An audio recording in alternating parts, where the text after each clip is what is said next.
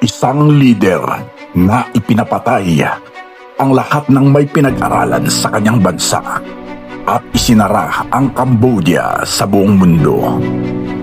Si Pol Pot ipinanganak bilang Saloth Sar noong 1925 sa Phra Vang, Cambodia.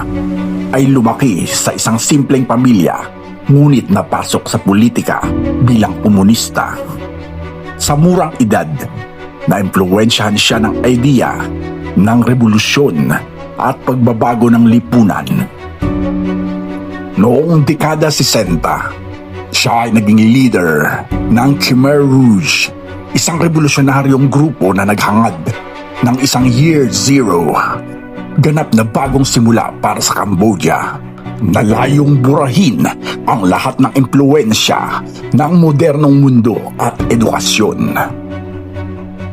Noong April 17, 1975, pumasok ang Khmer Rouge sa Phnom Penh, ang kabisera ng Cambodia. Agad nilang pinaalis ang milyon-milyong residente at pinilit silang lumipat sa bukirin, labor camps o malalayong lugar. Ngunit hindi lang gutom at labor ang ipinatupad. Lahat ng intellectuals, guro, doktor, inhinyero at kahit ang sino mang may simpleng eyeglasses o nakakaintindi ng ibang wika ay tinarget at pinatay. Takot si Pol Pot na may mabuhay na may kaalaman. Kaya in-isolate niya ang bansa, sinira ang lahat ng institusyon at pinatupad ang malupit na purges laban sa sinumang banta sa kanyang bagong ideolohiya. Sa ilalim ng rehimen, ang Cambodia ay ganap na isinara sa mundo.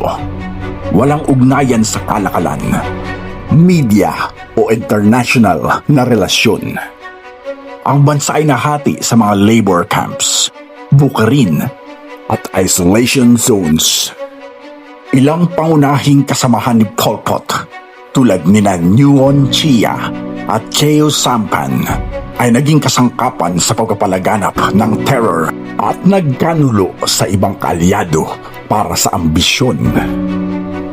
Sa loob ng 4 na taon, tinatayang 1/3 ng populasyon ng Cambodia ang namatay sa gutom, forced labor, pagpatay o sakit. Ang mga tanawin ay mainit, mabato at mahirap na bukirin